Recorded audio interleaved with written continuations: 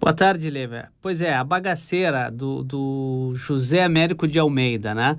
Esse livro, né, tu falasse há pouco na parte da política, né? Ele inclusive foi senador, candidato à presidência da República também, né?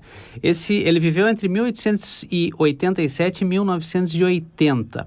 E é o seu livro mais conhecido, A Bagaceira, né? Ele tem obras também de sociologia, das questões da Paraíba, ele tem livros também, mas esse é o seu grande livro, né? O seu grande legado é A Bagaceira. Esse livro surgiu em 1928, a primeira edição dele já foi um sucesso de cara, foram 4 edições, em seguida ele teve uma aceitação muito grande, né?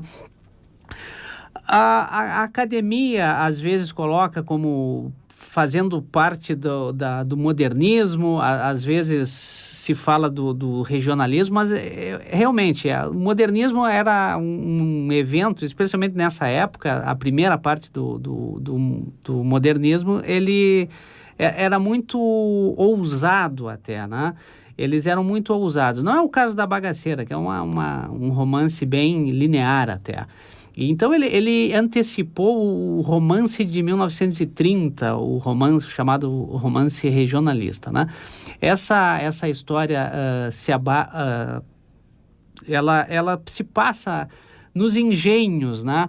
Naqueles locais onde para onde os retirantes iam, né? Seca muito forte, né? O livro é ambientado entre o final do século XIX e começo do século XX, uma seca muito violenta. E aí as pessoas saem das suas localidades e vão para os engenhos, às vezes são acolhidas lá.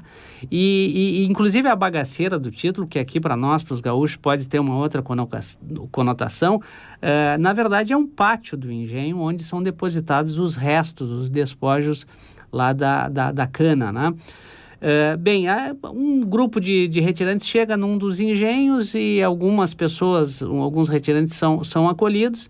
E aí o leitor começa a entender, se dá conta dessas diferenças que existem, né, entre o sertanejo e o brejeiro, o chamado brejeiro, que é o pessoal do engenho, né? A diferença social muito grande. O pessoal que chega, o sertanejo, eles vêm de uma situação terrível, né, de inanição mesmo, famintos, eles chegam famintos. E aí o autor ele começa a falar um pouco dessa questão social, né? Que até então não era muito divulgada, não era muito conhecida aqui no Brasil, especialmente para baixo do Nordeste, né? O interessante é que o livro não é só isso. Uma das partes mais legais, na minha opinião, é um romance que surge ali, né? Entre o Lúcio, que é o filho do dono do engenho, e a Soledade, né, que é uma das retirantes, né? A poesia que o autor coloca nesse romance realmente é muito bacana. Inclusive tem surpresas aí, né, nessa história. Soledade, na minha opinião, inclusive é uma das personagens femininas mais interessantes, uma mulher fatal da literatura brasileira, né? Esse romance, né, ele atraiu muita atenção, evidentemente, né? Essa edição que eu tenho aqui, que eu vou mostrar para vocês, é uma edição mais recente, né? Que tem, inclusive...